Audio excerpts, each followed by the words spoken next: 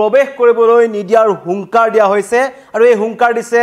জাতীয় সংগ্ৰামী সেনা অসমৰ সভাপতি সিতু বৰুৱা আৰু অজিত কুমাৰ ভূঞাৰ বিৰুদ্ধে অভিযোগ উত্থাপন হৈছে কালিৰ দিনটোত যি এখন সভা অনুষ্ঠিত হৈছিল সেই সভাখনত বামপন্থী নেত্ৰী সায়েদা হামিদে অংশগ্ৰহণ কৰিছিল আৰু সায়েদা হামিদে বাংলাদেশীক অসমতেই থাকিবলৈ দিব লাগে অসমত বাংলাদেশী থাকিলে আপত্তি ক'ত আৰু বাংলাদেশী নাগৰিকে অসমীয়াৰ অধিকাৰ খৰ্ব কৰিছে নেকি আৰু বিৰোধীৰ সৰকাৰে যি উচ্ছেদ অভিযান চলাইছে তাৰ বিৰুদ্ধাচৰণ কৰিছিল মুকলিমূৰীয়াকৈ আৰু সেই সভাখনলৈ সায়েদা হামিদক নিমন্ত্ৰণ কৰা হৈছিল কোনে নিমন্ত্ৰণ কৰিছিল প্ৰথমতে নাম আহিছে সাংসদ অজিত কুমাৰ ভূঞাৰ যিজন অসমৰ সংবাদ মাধ্যমৰ লগত অসমৰ মিডিয়াৰ লগত বহু আৰম্ভণিৰ প্ৰায় যিজন ব্যক্তি জড়িত হৈ আছে আৰু শেহতীয়াকৈ ৰাজ্যসভাৰ সাংসদ হিচাপে আছে অজিত কুমাৰ ভূঞা ডাঙৰীয়া তেখেতক উজনি অসমত নিষিদ্ধ ঘোষণা কৰা হৈছে কৈছে দেশ বিৰোধী স্থিতি থকা একাংশ বামপন্থী লোকক অসমলৈ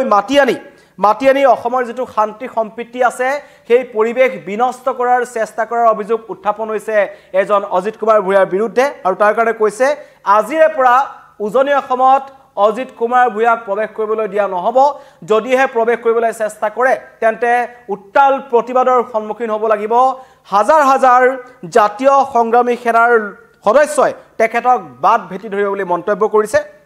কাৰণ কালি সায়েদা হামিদে যেটো মন্তব্য কৰিছিল আৰু এই সায়েদা হামিদ অজিত ভূঞাৰ আমন্ত্ৰণ মৰ্মে অসমলৈ আহিছিল প্ৰশ্ন উত্থাপন হৈছে যি দেশক বিভক্ত কৰে বা বাংলাদেশীক মুকলিকৈ সমৰ্থন কৰে অসমৰ যি জাতি মাটি সংস্কৃতিৰ লগত জড়িত হৈ থকা কিছুমান গুৰুত্বপূৰ্ণ বিষয়ক লৈ 1971 চনৰ পৰা প্ৰত্যেকজন অসমবাসী ৰাইজে এটো কথাই বিচাৰে যে হিন্দু হওক বা মুছলমান হওক সকলো বাংলাদেশী অসমৰ পৰা আঁতৰি যাব লাগে আৰু সেই স্থিতি চলি থকাৰ সময়ত যি ভাষা আন্দোলন হল বা তাৰ পিছত যি অসম আন্দোলন হল এই আন্দোলনত হাজাৰ হাজাৰ মানুহ শহীদ হৈছে কিছুমানে নিজৰ সকলো হেৰুৱাব লগা হৈছে তাৰ পাছত এতিয়া ৰাজনৈতিক পাকচক্ৰত পৰি এনেকুৱা কিছুমান মানুহক মাতি কি কাৰণত অসমৰ শান্তি সম্প্ৰীতি বিনষ্ট কৰিবলৈ চেষ্টা কৰা হৈছে তাৰ মন্তব্য কৰিছে আৰু লগতে জাতীয় সংগ্ৰাম সেনাৰ ফালৰ পৰা কোৱা হৈছে যে বহিৰাগত কোনো শক্তিয়ে ভুল আঙুলিয়াই দিয়াটো আমি নিবিচাৰো আৰু সুযোগ দিব নালাগে বাহিৰৰ পৰা অহা লোকসকলক আহোমে 17 বাৰকৈ মোগলক পৰাস্ত কৰি থৈছে মুছলমানক খেদিবলৈ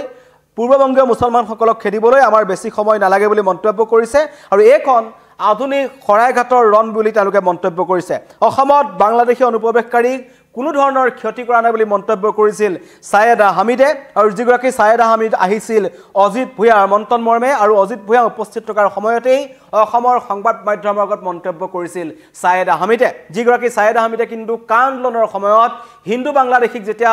ভাৰতত থাকিবলৈ দিয়া হ'ব বুলি মন্তব্য কৰিছিল তেতিয়া তেওঁলোকে বিৰুদ্ধাচৰণ কৰিছিল তাৰ বিৰুদ্ধে আছিল কিন্তু হঠাৎ মুছলমান পূৰ্ববংগীয় মুছলমান লোকসকলৰ প্ৰতি ইমান কিয় দৰদ জাগিছে এই সকল বামপন্থী লোকৰ তাক লৈ প্ৰশ্ন উত্থাপন হৈছে কিন্তু মাজত সোমাই পৰিছে সাংসদ অজিত কুমাৰ ভূঞা যিজন অজিত কুমাৰ ভূঞাৰ ঘৰ হৈছে শিৱসাগৰ আমগুৰিৰ ভূঞাহাটত আৰু সেই উজনি অসমতেই এইজন অজিত ভূঞাৰ এটা প্ৰৱেশ নিষিদ্ধ কৰিছে আহোম জাতীয় সংগ্ৰামী সেনা অসমৰ ফালৰ পৰা কোৱা হৈছে সিতু বৰুৱাই হুংকাৰ দিছে শিৱসাগৰৰ শিৱদলৰ সন্মুখত ৰখি মন্তব্য শুনা বিচাৰিছো আপোনালোক না আজি ভাৰতৰ একাংশ মুছলমানে বাংলাদেশ আৰু পাকিস্তানৰ এজেণ্ট হৈ কাম কৰি আছে তেওঁলোকৰ লক্ষ্যৰ উদ্দেশ্য এটাই অসমকে ধৰি সমগ্ৰ ভাৰতবৰ্ষক ইছলামিক ৰাষ্ট্ৰলৈ ৰূপান্তৰিত কৰা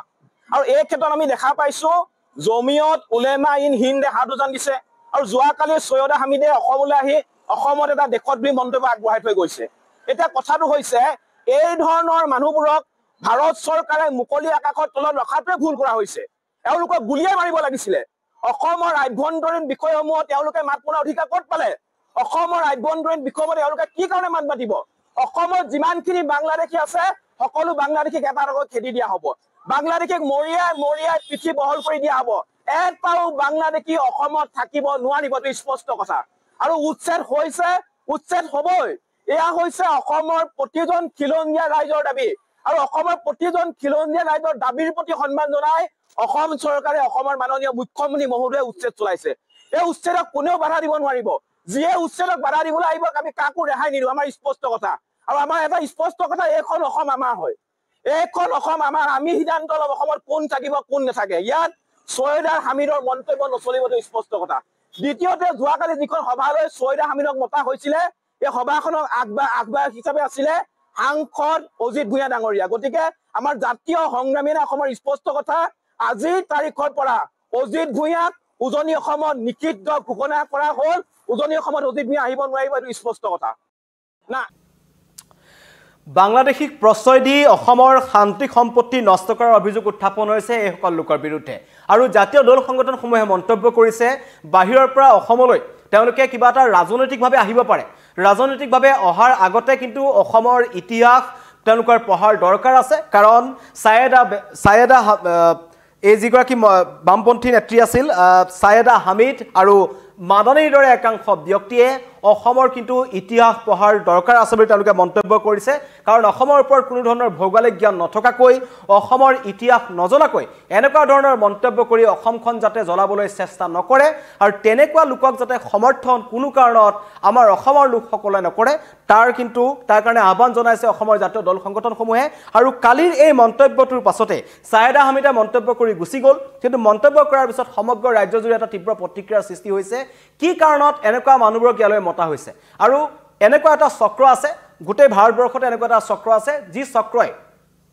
অসমখনক টাৰ্গেট কৰি আছে যাতে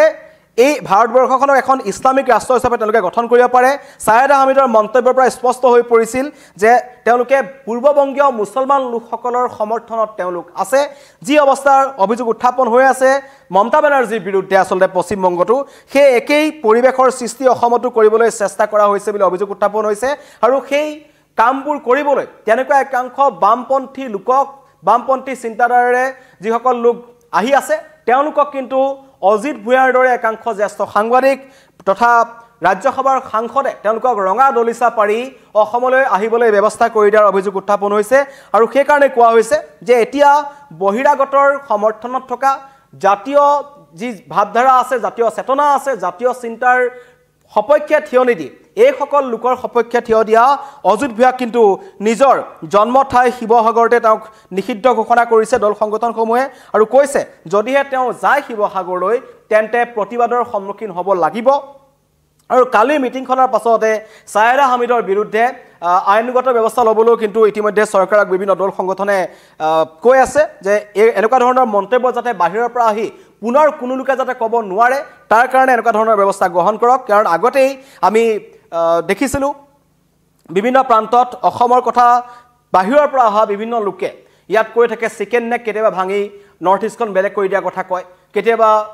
বাংলাদেশৰ চামিলকৰণৰ কথা কয়, কেতিয়াবা বাংলাদেশৰ ফালৰ পৰা মৌলবাদী সংগঠনসমূহে তেওঁলোকে যিবোৰ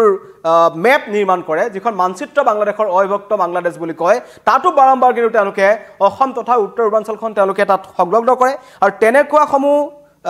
একাংশই ষড়যন্ত্ৰ চলি থকাৰ মাজতেই আমাৰ ভিতৰত থকা একাংশলৈকে যেতিয়া এনেকুৱা ধৰণৰ মন্তব্য কৰিব যে বাংলাদেশী অসমত থাকিব লাগে, বাংলাদেশী অসমৰ পৰা খেদি পঠিয়াব নালাগে,